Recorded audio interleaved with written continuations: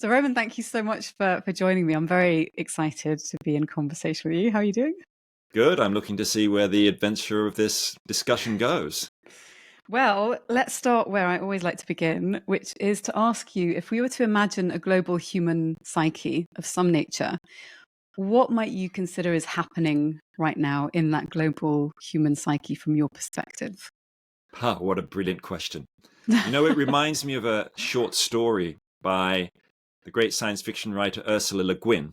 Mm. It's called Vaster Than Empires and More Slow, which is a line from an Andrew Marvell poem, I think. And it's about 10 aliens of different species who arrive at a planet which is apparently uninhabited, but it's just got a great forest on it. And one of the characters, well, all the characters, they sense something a bit weird when they get to this planet because all their senses say that there's no life apart from the trees. And then one of them is a kind of a hyper empath who can really feel other people's feelings. And what he realizes, that the fear that they start feeling, this sort of fear amongst them all, and what he realizes that they're feeling is that this planet is a kind of incipient consciousness. All the roots of the trees have interconnected, and there's an emergent consciousness, and they're feeling the fear of the planet being invaded for the first time, being kind of violated. And it's very profound. So your question sort of makes me think about that, a global human psyche, but also a global planetary psyche.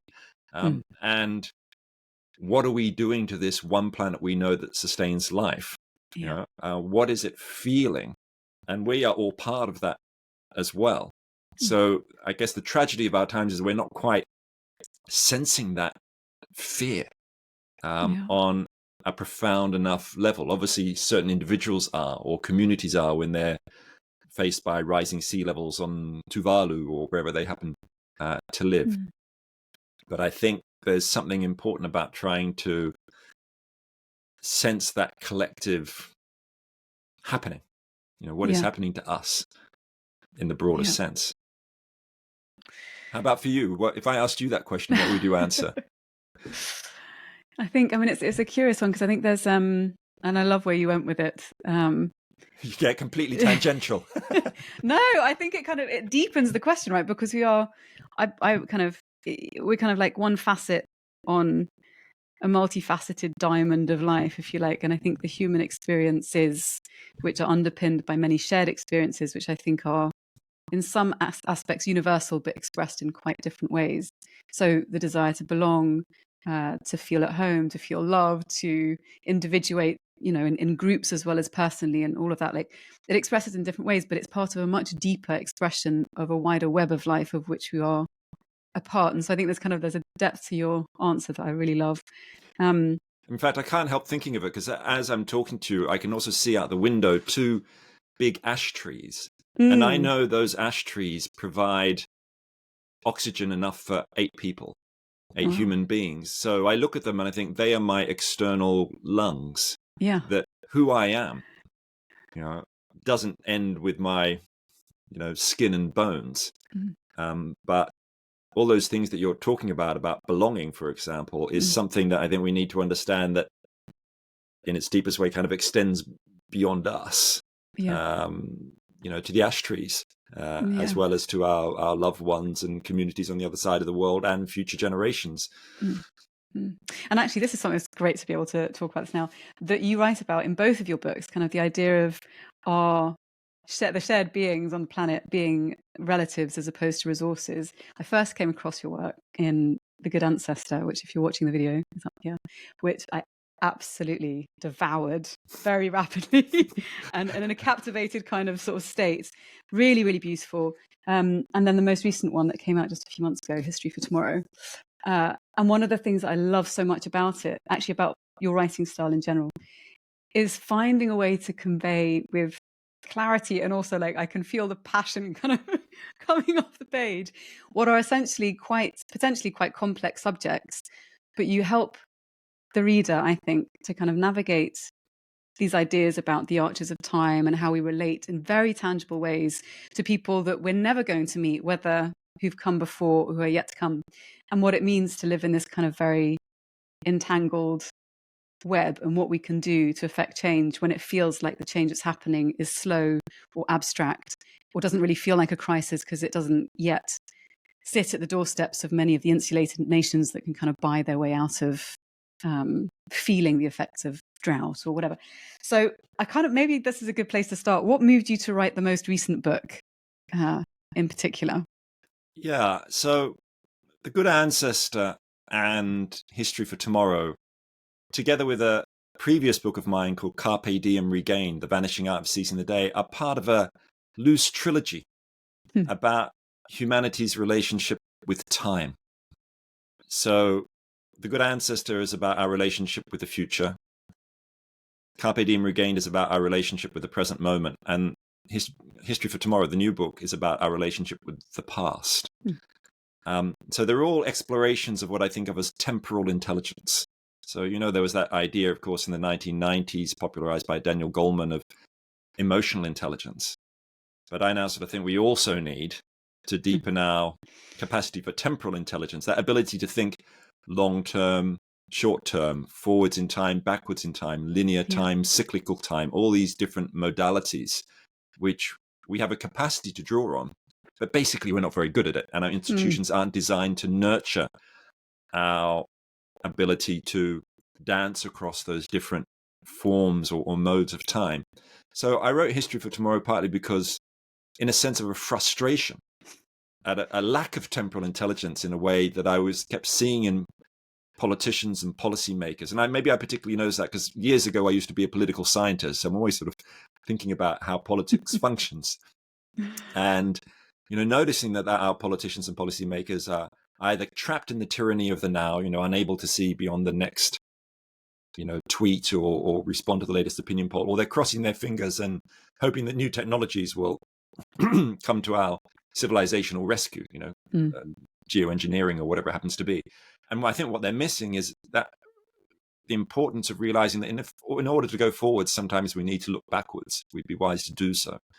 That history is not so much a clairvoyant telling us what will happen, but it's a counselor that can help us travel through the turbulence of our time. So that new book, History for Tomorrow, it looks at 10 big challenges facing humanity this century, from the climate crisis to risks from AI and genetic engineering, threats to democracy, growing inequalities, and says, what can we learn from the last 1,000 years of human history across the globe, different cultures, to tackle these issues in more effective ways? And, to realize that in a way, we need to look at the past, not just for warnings from the past, which we often do, that idea of those who cannot remember the past are condemned to repeat it. Of course, we shouldn't be repeating colonialism or interwar fascism, but let's also try and find the messages of hope in history. When have we managed to rise to the challenge to tackle injustices, deal with crises, overcome challenges, and to,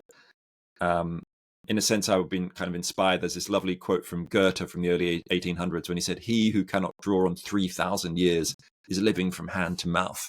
Now, my brain couldn't quite stretch back 3,000 years with this book, but I went back 1,000, which is about as much as I could have handled. And in a way, also as much as the evidence was good for, because it starts crumbling away a little bit before that. So, and we're obviously not going to have the chance to cover all of the topics, and that's a good reason to read the book. But one of the themes, and I'd like to ask about several, but let's start with one of the themes in the book that I really love, is where you touch on the power of radical revolt to affect change.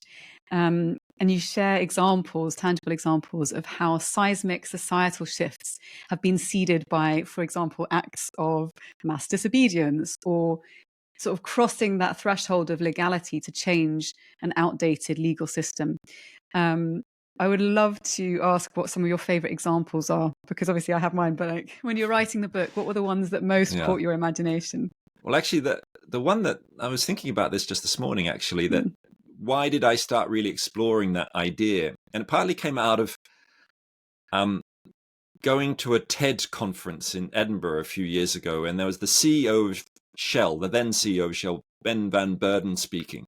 And he was talking about how Shell, as an oil and gas company, is on a kind of gradual transition to net zero. And he was saying, he said, look, we know that carbon emissions are bad and our traditional business is bad, but we can't get off it too quickly because otherwise our business might collapse, our economies might collapse. And it was this kind of deeply gradualist, smooth talking, greenwashing argument.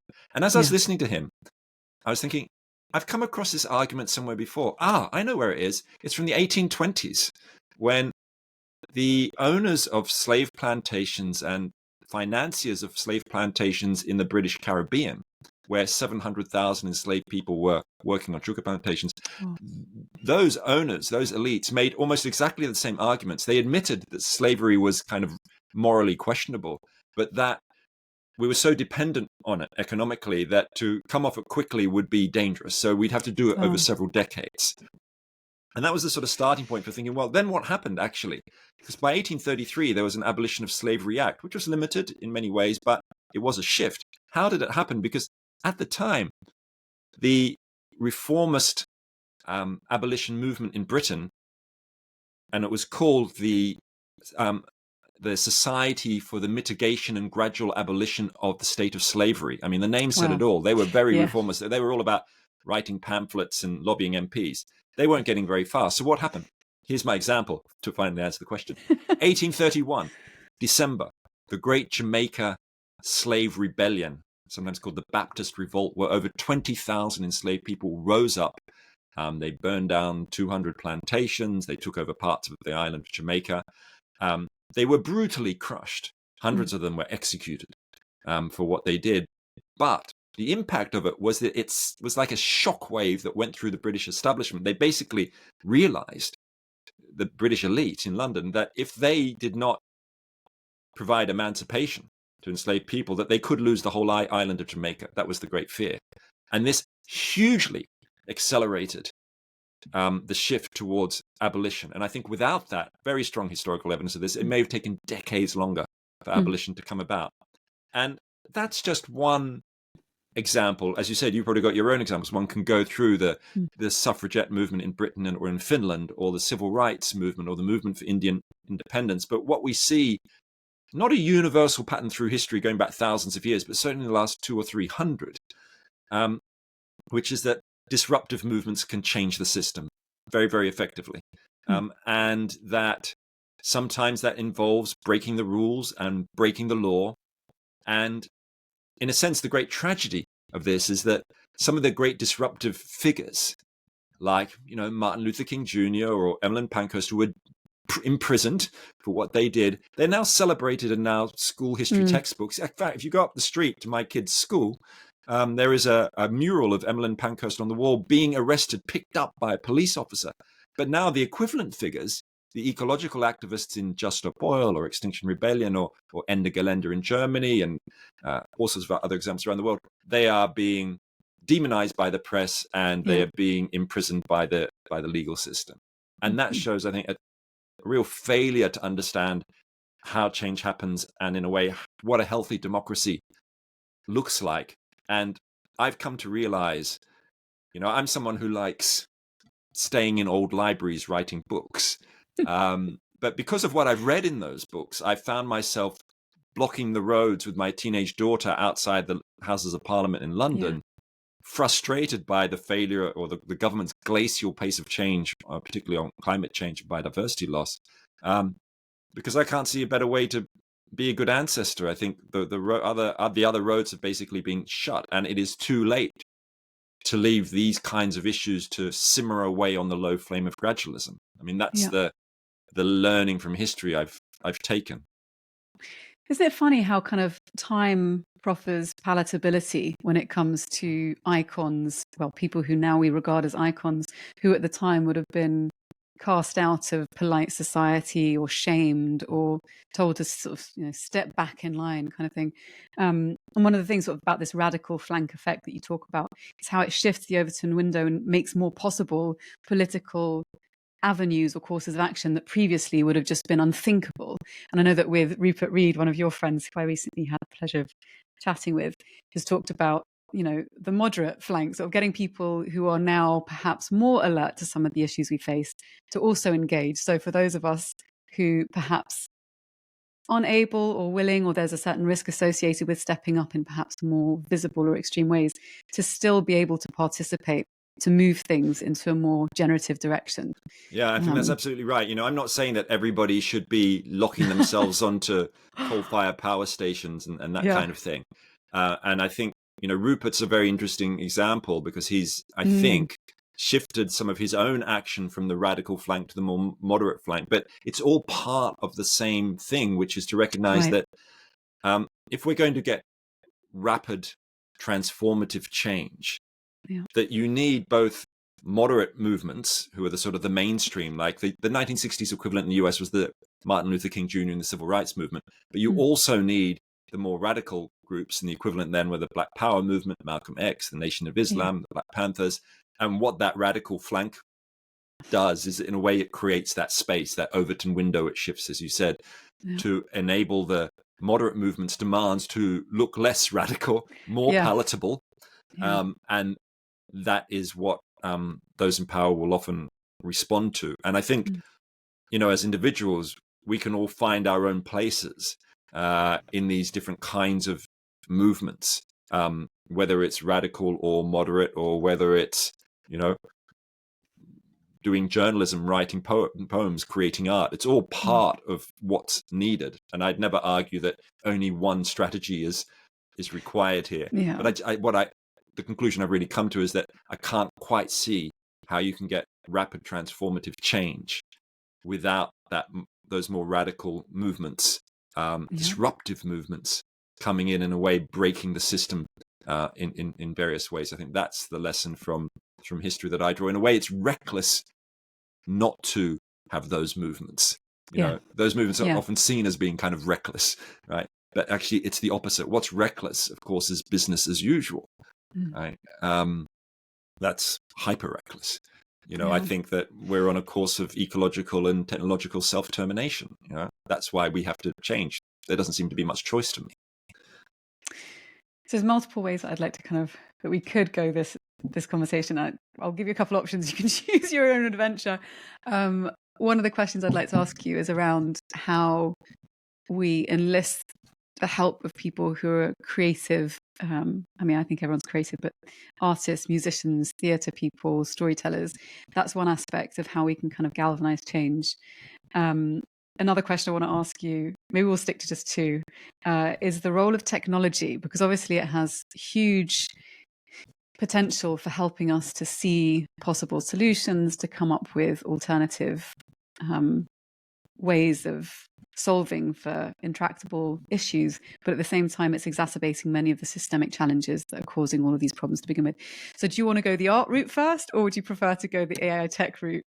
Let's go tech. All right. Okay. And then we can come back to art. Let's do it artistically, creatively. Okay. And I think actually, go for it. When it comes to thinking about tech, I think we do have to think creatively and imaginatively. And this is something actually I explore in my new book, History for Tomorrow, in the chapter on social media, particularly where I raise that question that we all know about, the deep polarizations that have emerged due to social media, the way that the algorithms are feeding us the same news feeds, which reinforce the views we already have, and you end up getting these sharp divides between pro-Trump and anti-Trump, or climate change activists, climate deniers, across many different divides in society. And they're very destabilizing, and they're very fracturing. But thinking about that historically, of course, we've had communications revolutions in the past, which have done something very similar. And the most obvious one is the printing press. Right? And when the printing presses started spreading across the mechanical printing press, of course, there was block printing in China and Korea before the Western mechanical printing press. But let's just stick with Gutenberg's invention from the 15th century. But as that started to spread in the 16th and 17th centuries, one of the things that happened, that as a technology, it started being harnessed by Protestant reformers, people like Martin Luther, the Protestant reformer, who used the printing presses very effectively to, in a way, shore up the Protestant cause against the traditional Catholic Church and the Pope. And it enabled the printing presses, enabled him to publish German translations of the New Testament, for example, which bypassed the Catholic priests. And this exacerbated tension between Protestants and Catholics. And again, very strong historical evidence that this accelerated and inflamed the wars of religion, which occurred in the 2 centuries afterwards, killing millions and millions of people. And the printing press was absolutely central to what happened there as a very dangerous technology, increasing polarizations in the same way that today's social media is. And I sometimes think that, if I could go back in time, at least to the 1990s, I'd go to those big Silicon Valley, tech CEOs and give them copies of a book by a historian called Elizabeth Eisenstein about print culture in medieval Europe and its emergence in the early modern period, which sounds totally obscure, but actually it's a warning to say, hey, don't think that your nice social media is all about just connecting people. It will also divide people. In fact, in Germany in the 16th century, the printing industry really benefited from spreading fake news about supposed witches who had, they republished all these stories about apparent young women who would fly with a devil on a broomstick to burn down a house in the German Black Forest. And this sort of clickbait sold them, thousands of copies of their Broad Street, which was commercially very valuable. But it led to 25,000 people, mostly women, being executed for the so-called crime of witchery in the 16th, 17th century. And we see that today. In fact, just around the corner from my house in Oxford, just last month, there was a threat because of far-right riots which spread across the UK across the summer. There was a threat that the far right were going to turn up at a refugee and asylum sector as organization, and local people went and protected it. So these kind of polarizations and violence coming out of social media today have their parallels in the past. But to bring that story into a more positive light, and what I tried to do in my new book is not just look at the warnings, but also the inspirations from history. The printing press also did something really interesting in later years, which is that it helped spread democracy and human rights, because, and it did this in tandem with another great invention from the past, which was the coffee house. The coffee houses that emerged in Britain, France, Vienna, places in the early 1700s, but particularly in London, were really important, almost schools of democracy and political subversion in some ways, where if you went to one of the 2,000 coffee houses in London in 1700, most of them had a communal table. And so you would sit down, you'd be given a cup, or in fact, a bowl of coffee for a penny. You could sit on it all day, kind of like you can today. And there would be the periodicals and pamphlets printed by these new printing presses around. You could talk about those with the strangers who were sitting with you. And there were coffee houses that specialized in science conversation or arts conversation. But basically, their main function was for political talk about republicanism, about anti-slavery. That's why the great German political theorist and philosopher Jürgen Habermas, talked about that the coffee houses were part of the invention of what he called the public sphere, kind of space for citizenry to develop. And that idea of the coffee shops as a kind of schools of democracy, we can bring that back today with a kind of caffeine fix in our coffee shops. Why don't we reintroduce the communal tables, right?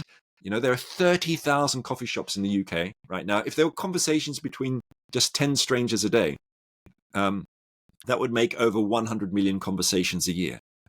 And I think those kinds of dialogues are as political as, changing the electoral system. I think history tells us that. And just one other thing on this very long answer to your question. In History for Tomorrow, I also write about an Islamic historian called Ibn Khaldun from the 14th century. And he wrote a book called The Muqaddimah. And in his treatise on history, the Muqaddimah, there's a word he mentions over 500 times, a concept called Asabiya, Asabiya, which is an Arabic term meaning collective solidarity or group feeling.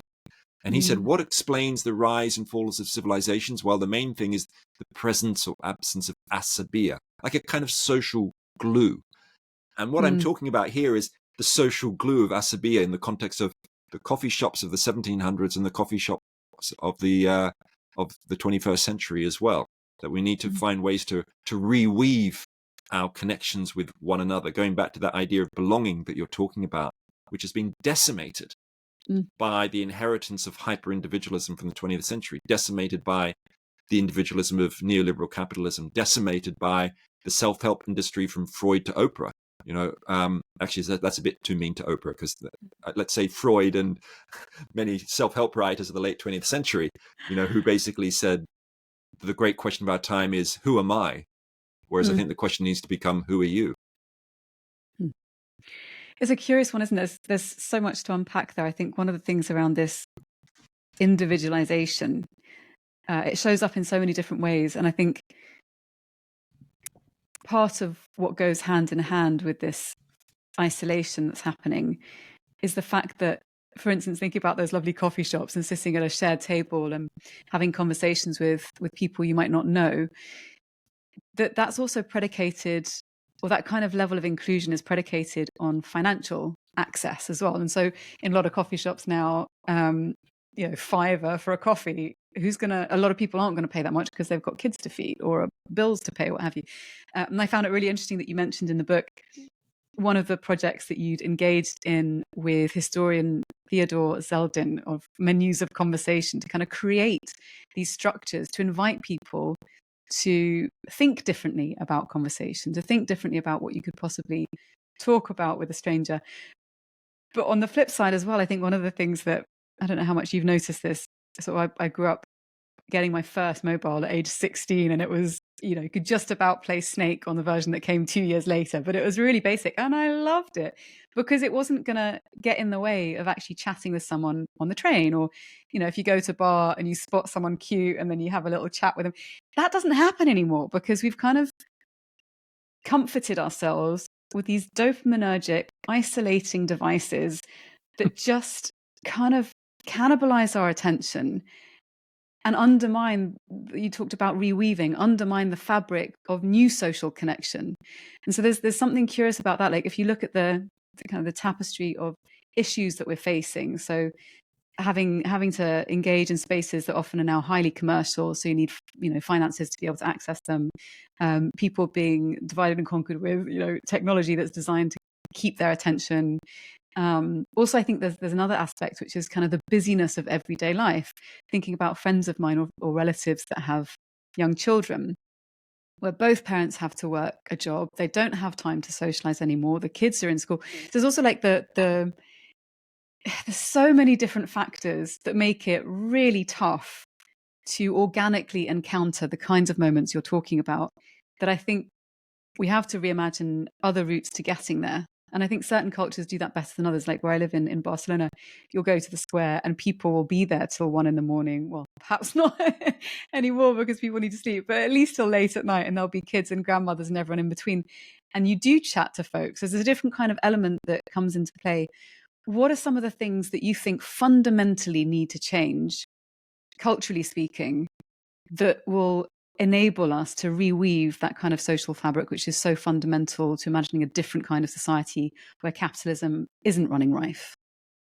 I certainly think that we cannot reweave those social connections, create that Asabiya, by just leaving things to chance, that we need to design conversation and connection into the way our cities work, or the way our workplaces work, the way our communities work. So, you mentioned that historian Theodore Zeldin, who I worked with at the Oxford Muse Foundation many years ago, maybe 15, 20 years ago. And that's what we were trying to do. So I used to run these conversation meals where I'd invite people from across the city, from very different income groups and age groups and religions and all sorts of things, and invite them to a meal, and cheap or free. Sometimes it just cost £1. You get a bowl of soup and a bit of bread or something like that. But the main thing you got was not a menu of food, but a menu of conversation with questions about life on it. Like, what have you learned about the different varieties of love in your life? Or in what ways would you like to be more courageous? Or how have your priorities changed over the years? These are things to connect people from different backgrounds. They're very finely calibrated questions, but it was kind of the opposite of speed dating, where you do talk for an hour, not for a minute. And that's just kind of one example. I did that for several years, but there are wonderful dialogue projects around. There's different kinds. One of them is called Death Cafe, the Global Death Cafe movement, where in over 80 countries around the world, they hold these regular meetings in coffee shops to talk about death. Yeah. And hopefully the coffees aren't £5 or €5 yet, but they may well be going that way. But they're trying to use the existing social infrastructure and cultural infrastructure for conversation. Or in Israel, Palestine, there's an organization called the Parents Circle, or sometimes called the Bereaved Families Forum, which has been working for many years.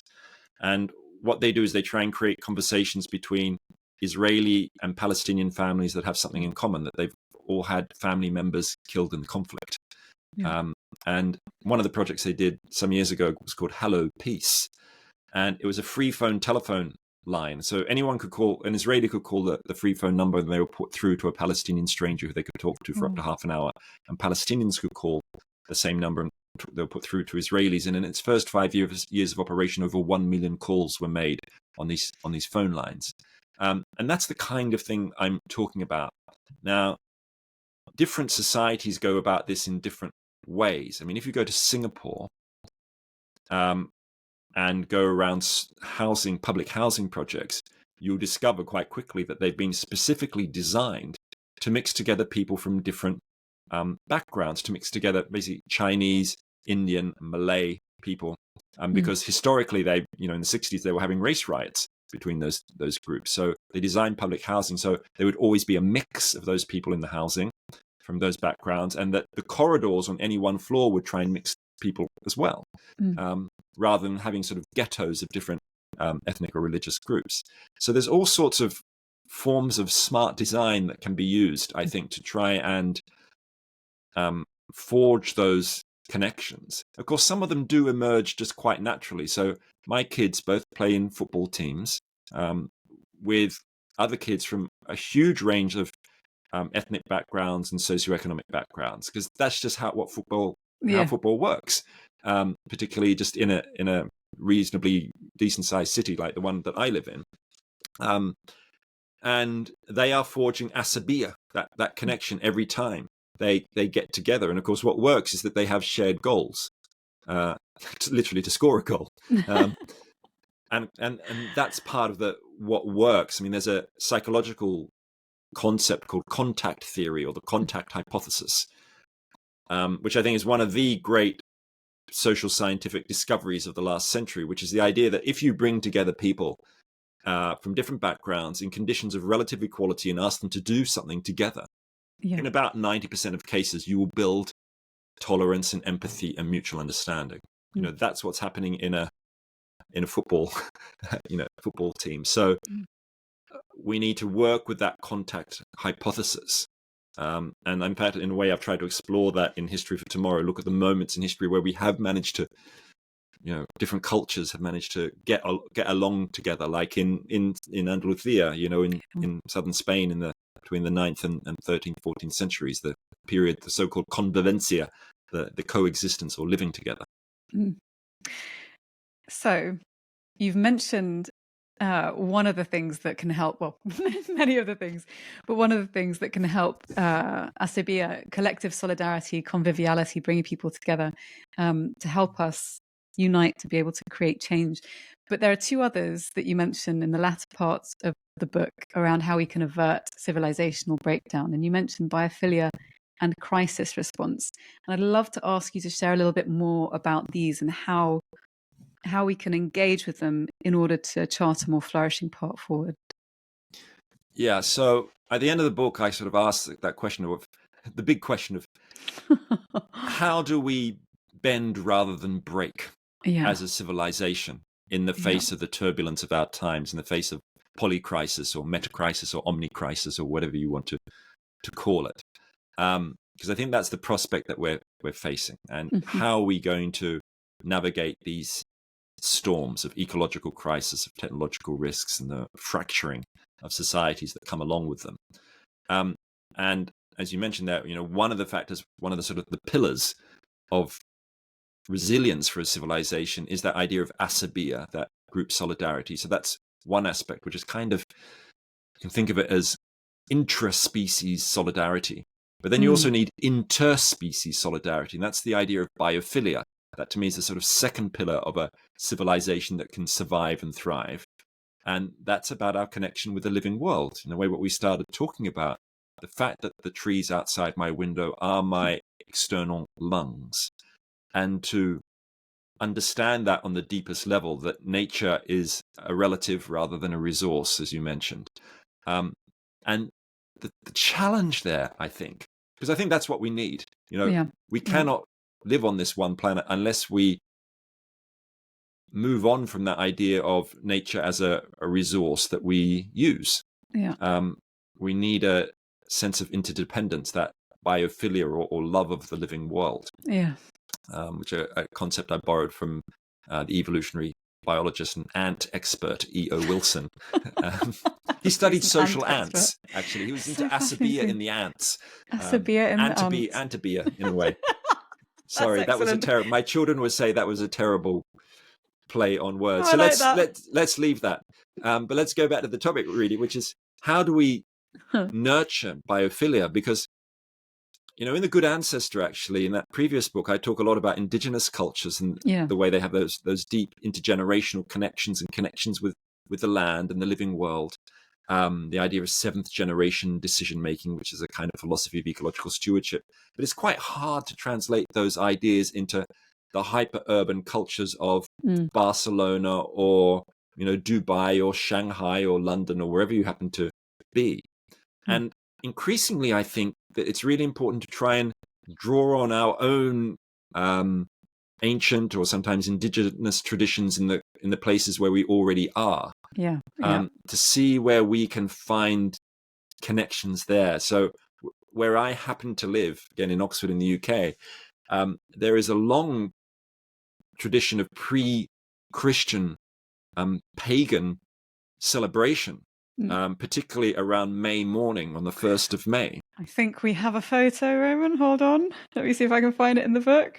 There is a photo in the book somewhere. There is a photo in the book. It's brilliant, with some Morris dancing and people dressed up as the Green Man. The Green Man. And there could have been a photo of me in the book, but I didn't have one of high enough resolution of me dressed with ivy around my head and wearing green, which every 6 o'clock every morning on the 1st of May, me and my partner and my kids, or in fact only one out of my two kids, one of them stays in bed, but 3 of us go out and we dance on the streets with thousands of people. And it's about, there's a photo of it. That's May morning in Oxford with Morris dancers. My kids think I'm going to become a Morris dancer one day. That is my destiny. But what it's about really is about that biophilia. It's about that interspecies connection, trying to reconnect with it. And many cultures have that. I mean, May morning is celebrated, across Europe, in Estonia, in Norway, in Germany. And so let us try and connect with those traditions. So that's one aspect. So you've got the Asabiya and the biophilia. And I think those are fundamentals for civilizational survival and surviving catastrophes. But there's one other thing you need, which is crisis response. I call it a capacity to deal with crises when they come along, because Asabiya and biophilia are things that you develop over the long term. But here we are now in a moment of absolute urgency. The windows closing on staying below 1.5 or 2 degrees of heating. The windows are closing in all sorts of ecological areas. So what do? How do we get governments to respond at speed with transformational radical change? And I ask myself this question because, of course, the problem is we have all these crises, but governments so often just do nothing. A 2008 financial crash, well, we ended up bailing out the old banks and we've got the same system. You got ice sheets melting, floods across Brazil, wildfires in California. And what do governments do? Almost nothing. Nothing at the scale required and at the speed required. So I decided to look through history and find, well, what does history tell us? And in a way, this brings us back to what we were talking about earlier, the power of disruption, because I developed a kind of a theory of how change happens, which is I call the disruption nexus. So imagine a triangle And in each corner of the triangle is a different element required to bring about rapid transformative change. One thing you need is a crisis. So something like, the heat waves across Europe, or the wildfires, or whatever it happens to be. The second thing you need are disruptive movements, like the Jamaica slave revolts or like the Indian independence movement, that can amplify the crisis and really push it onto the political agenda, kickstart it. And the third thing you need, apart from crisis and movements, you need ideas. You need visionary ideas and models which can replace the old system. And if you think about, say, Berlin in 1989, when the wall came down, the end of state socialism in Eastern Europe, they had a combination of those three things. I think that's why it really worked. They had a crisis in the East German government leadership, partly because of the infighting over the reforms of Soviet Premier Mikhail Gorbachev. They had the ideas about democratic freedoms and democratic accountability, freedom of movement, in a way, quite old ideas, not particularly new. Yeah. And they were traced back in some ways to essays written by Václav Havel, The Power of the Powerless, things like that. And then they had the movements. You had the great uprisings in Leipzig in October 1989, the German city of Leipzig, and then the big uprisings in Berlin in early November, finally culminating the breaching of the wall on November the 9th.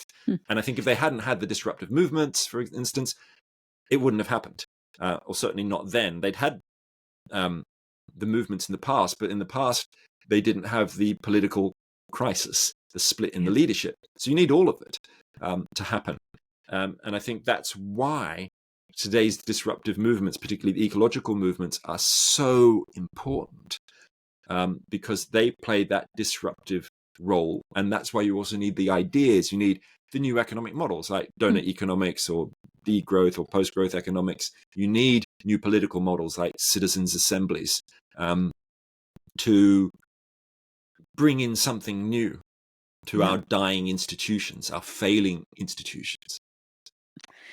At what point do you think, and I imagine the action has to come from multiple places, but at what point do you think enough of us in enough pivotal places step up and say, okay, we need to make change? Do you think, and my question really is like, do we get to the point where there's such a break or a breakdown that things have to change? Or do you think there is the potential for people who are more proactive to affect change early on? Like what does the territory look like there from your perspective and the research that you've done? And so I was reading an article the other day by a Dutch thinker who was saying, look, things have got so bad, the only way that we're going to actually change is we have to let the system collapse around us.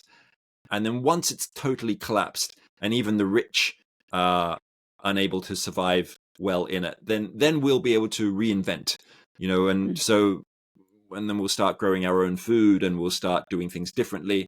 And I absolutely disagree with that idea. I mean, I think the idea of sort of wishing for crisis and waiting for crisis before we start action is, again, looking through history, a very dangerous idea, because so many civilizations have collapsed and then not being able to re-emerge for hundreds and hundreds of years because they've destroyed their political, economic, and social infrastructure.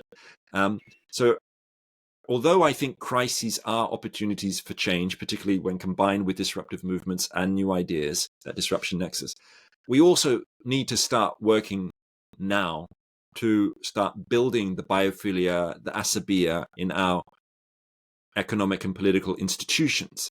So next week, I'm going to speak at the Dutch Parliament, and I'm going to be telling them that they need to reinvent the way Dutch democracy functions, and that they need to have new institutions like future generations commissioners, citizens' assemblies, a whole redesign of their politics to adjust to the changing world, because the current system isn't very effective.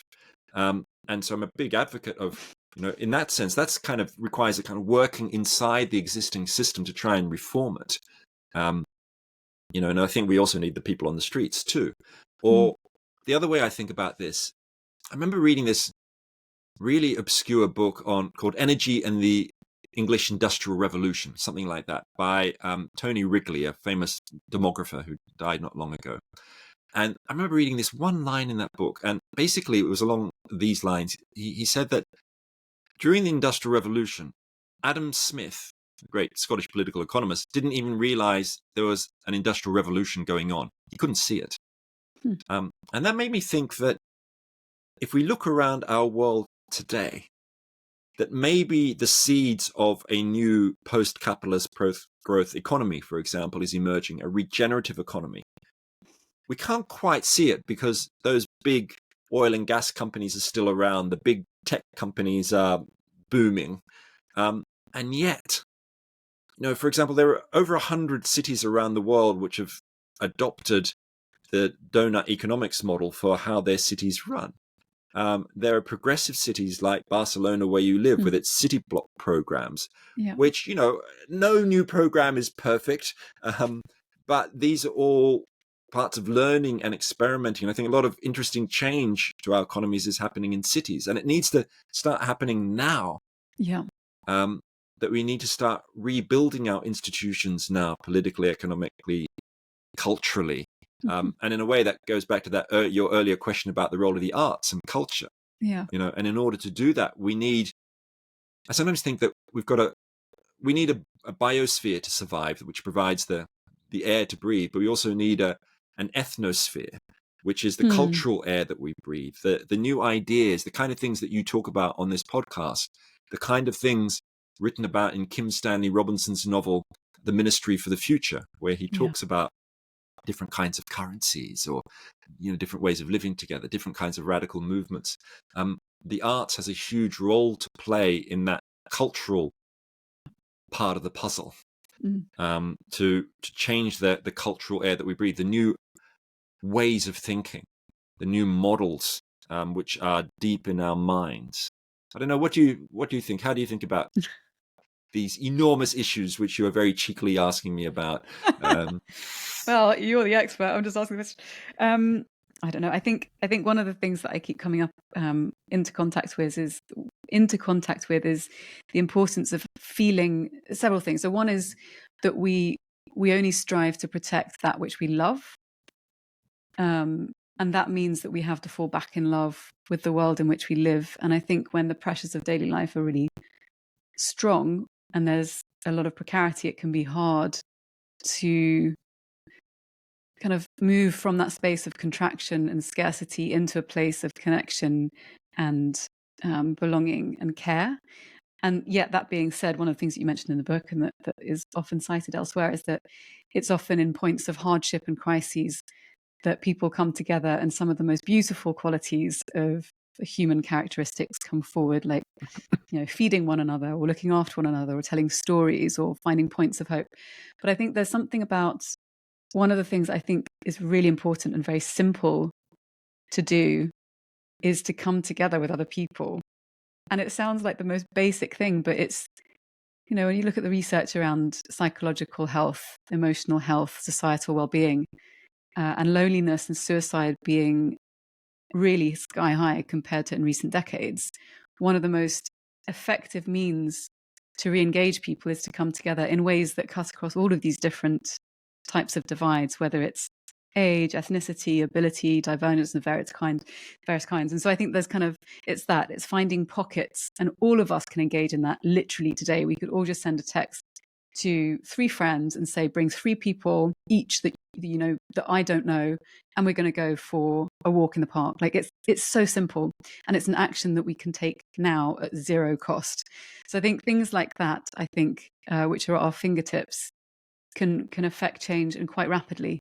So being generous with the people that we know, with introductions, and letting the systems of change see themselves at events like Planet Local Summit or this catastrophic risk event that I'm going to, or the Heat, which is this climate tech festival, actually that I'm curating the music for. So like all of these sorts of things, I think, are ways in which to see that we're not alone, to reach out to others, and to allow ourselves to be called upon to meet one another. And I think beauty is a big part of that. So to be able to sing together, gather together for the May mornings, and feel ourselves a part of the rhythm of life again. Yeah. That's very beautiful. And in fact, I think one of the interesting things about it is that even those disruptive movements we've been talking about, those are really often places of love and connection and beauty. I went to an Extinction Rebellion event a couple of weeks ago outside Windsor Castle, and there were very large groups of people, and it was about, the theme was upgrading democracy, and we sat in little groups of 6, and we discussed how might we improve Britain's democracy.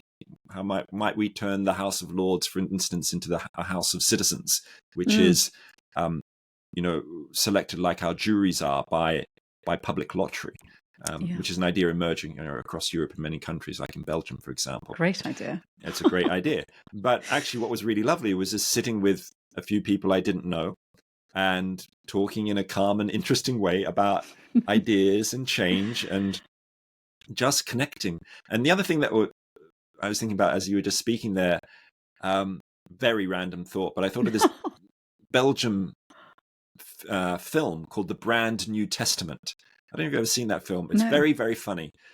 It's about, on a kind of different theme. It's about how the basic premise of the film is that God exists and he lives in Brussels, and he's this kind of overweight, beer drinking, sort of nasty guy who lives in this apartment building. Wow. And his daughter, God's daughter, doesn't really like her father very much.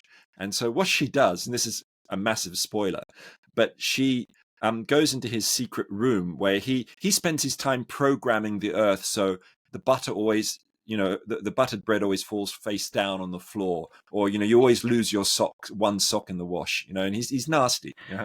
And so she programs, goes into his room and reprograms everybody's mobile phones and sends everybody in Belgium a text message saying their exact date and time of death. Wow. So it's a real kind of carpe diem, seize the moment thing. And the film explores in an amusing way that very serious idea of the way that we don't, we shy away from death and what would happen if we knew. But now you're wondering, how does this connect to what you said? I was just imagining, what if everybody at some moment was sent a text that invited them to go for a walk with 3 friends, or something like that. That idea of some kind of equivalent way to, at a mass, slightly designed scale, get people to contact a loved one. How do we do it so it's not just left to random sort of chance or just a few people do it? How does one become systematic about social connection, but in a non-authoritarian way? Right, no benevolent dictatorships. But Yeah. actually, I mean, you mentioned death. I think one of the things, I just came back from a retreat up in the Highlands, and one of the things we were exploring is death, like relationship with death, and how there are so many different stories about what death can mean and how we can relate to it.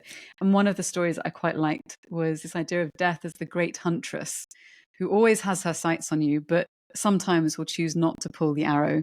Like those moments where maybe you cross the road and someone just narrowly avoids missing you, or there's sort of various different stories that you could turn to. And the idea of finding a way to relate to it. And there's this thing which was really moving, this thing that we did called the death dance. And it's like a circle of people. And in the center could be a fire or a flame, something symbolizing life and creativity. And in the first round, you can do it with music. In the first round, you give thanks to all the loved ones in your life and all the beauty. Oh, I always get so emotional about this. All the beautiful moments you've experienced, all the gifts of being alive at this point in time. And so you're giving thanks for that. And the second dance is towards the body. So the attention is turned toward the body, and you're giving thanks for all of the things that it affords you to be able to taste great food or enjoy, sex or dancing or hugging, your kid, like all of the different things. The beauty of sight and song. And then the third part is about letting go of all of that. And so you kind of give thanks and you imagine saying goodbye to the people that you've loved, and goodbye to your body, and goodbye to the earth, and goodbye to your life. And then by the fourth one, the fourth and final round is about how you would like to, in an ideal world, choose to greet the great huntress or greet death. And so some people might choose to lay down and just open up their arms. Some people might choose to dance into death. There's all sorts of different ways in which you can do this, and it's a really embodied practice. But what it does remarkably, and this is after several days of retreat, is drops you in to the preciousness of life and any issues that you might be having. Like, I've got tendonitis in my right wrist, so I can't play guitar, or pain or type. But suddenly that fades away. It's like, but I can dance and I can see people and be here and taste food and go and marvel at the beauty of the trees outside.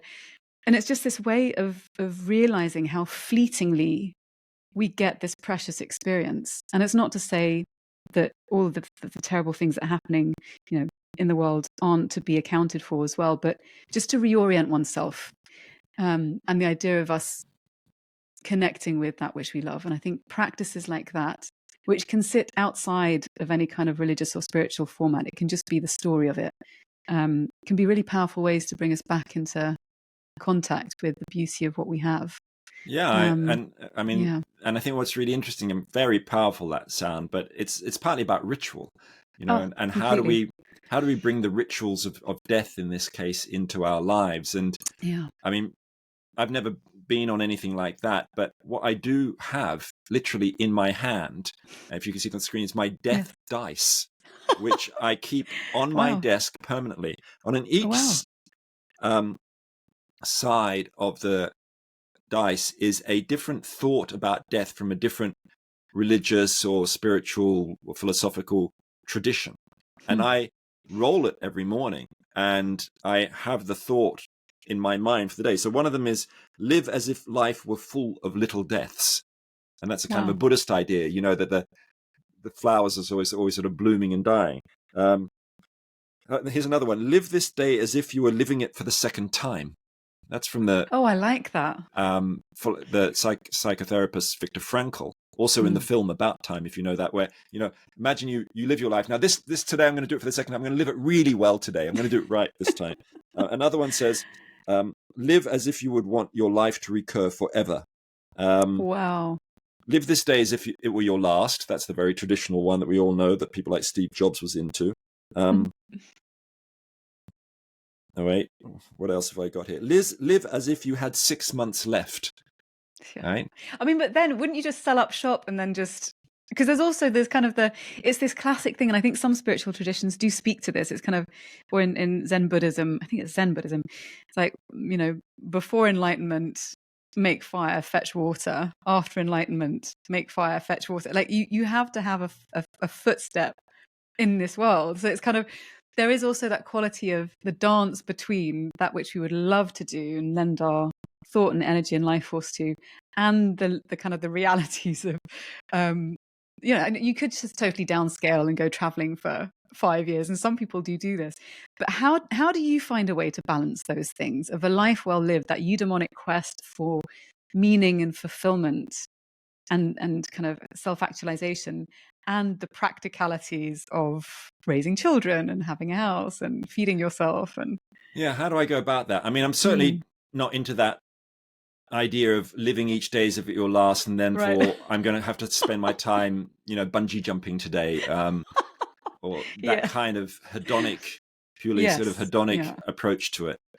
And I think, at least for me, it goes back to thinking about, well, what does a meaningful life look like on the larger scale? And I spent a lot of time thinking about this when I helped start something called the School of Life, which still exists in various forms. I'm not involved in it anymore, but I used to teach courses about how to find fulfilling work, or how to make, how to deal with death, and how to make relationships work, and all this kind of thing. And, one of the conclusions I came to about what does a meaningful life look like, it seemed to me that sort of there are three fundamentals to it. One is about the quality of our relationships. The second thing is about autonomy and having a sense of freedom. And the third thing is about having a sense of purpose, something bigger than ourselves, outside ourselves, that we strive for. And they're all kind of obvious things. And of course, underlying that, we need certain kinds of security. We need, physical security. And we need kind of psychological securities of various kinds. But on top of it, the sort of the three fundamentals of relationships, autonomy, and purpose. So as I go about my daily life, with my kids or with my work or whatever it happens to be, I'm always thinking about those three things. The balance between them, which ones of them I'm nurturing and which ones of them I'm maybe not nurturing as much as I could have. Yeah. And of course, autonomy doesn't necessarily mean always being by myself, Right. Yeah. But it's that sense of being the maker of my own life. I sometimes have this image in my head of a Giacometti sculpture. And, if you know the Giacometti sculptures, a lot of what he made was he'd get little tiny bits of clay and build them up bit by bit to bring the figure to life. And I think in that area of autonomy, I think about the choices that we make are like the little bits of clay that Giacometti added to the sculptures. And occasionally you'll add one and it'll change the orientation of the figure, where you're looking, where you're going. Maybe you put one on and it's a disaster and you try and, smash it in or rub it away or put other ones around it. But there's something about making choices and feeling that we can make choices, which I think is very fundamental to what it means to be human, that if you don't have that, you kind of go mad, equally, if you don't have the purpose and if you don't have the relationships.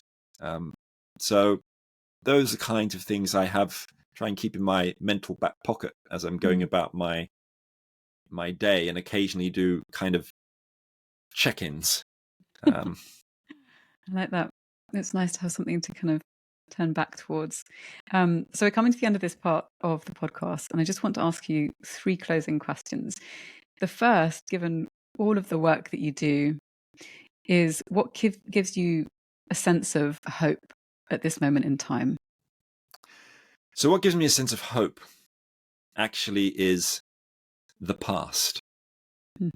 The fact that in the face of the challenges of our time, we are not starting from zero.